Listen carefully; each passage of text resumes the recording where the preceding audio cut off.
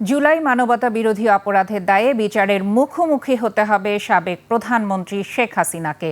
সাবেক স্বরাষ্ট্রমন্ত্রী আসাদুজ্জামান খান কামালকে ফেরত চেয়ে ভারতকে আনুষ্ঠানিক অনুরোধও জানানো হয়েছে। দ্বিপাক্ষিক সম্পর্কের স্বার্থেই ভারতের কাছ থেকে বাংলাদেশ ইতিবাচক জবাব আশা করে বলে জানিয়েছেন পররাষ্ট্র প্রতিমন্ত্রী শামা ওবায়েদ। রিপোর্টে বাকিটা জানাচ্ছেন আকবর হোসেন সুমন।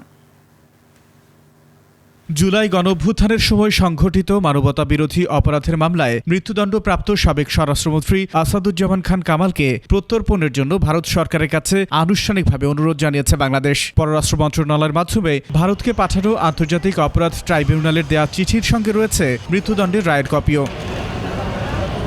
রাজধানীর বিআইএসএস মিলনায়তনে এক সেমিনার শেষে এ বিষয়ে সাংবাদিকদের সঙ্গে প্রসঙ্গটি নিয়ে কথা বলেন পররাষ্ট্র প্রতিমন্ত্রী। এক্সট্রাডিশন ট্রিটির অনুযায়ী ওনার আসাদুজ্জামান কামালকে দেশে ফিরিয়ে এনে ওনার বিচারও সম্পন্ন করা হবে, ঠিক যেভাবে শেখ হাসিনা সহ অন্যান্য আসামিদের বিচার হবে। কূটনৈতিক রীতি, প্রোটোকল এবং প্রত্যর্পণ চুক্তি অনুযায়ী শেখ হাসিনা সহ অন্য পলাতক আসামিদের ক্ষেত্রেও একই প্রক্রিয়ায় বিচারের আওতায় আনা হবে বলে জানান প্রতিমন্ত্রী।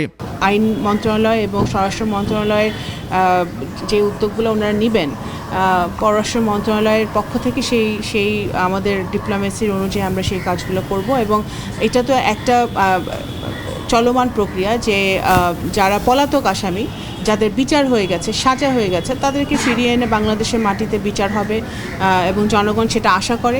ভারত ইতিবাচক সাড়া দেবে এবং দুই দেশের বিদ্যমান দ্বিপাক্ষিক সম্পর্কের প্রতি সম্মান দেখিয়ে প্রয়োজনীয় সহযোগিতাও করবে বলে আশা করেন পররাষ্ট্র প্রতিমন্ত্রী। সরকারের থেকে চিঠি গেছে, আমরা অপেক্ষা করব। অবশ্যই আমরা আশা করব যে ভারত পজিটিভ রিপ্লাই দিবে। আকবর হোসেন সুমন, 21 টেলিভিশন, ঢাকা।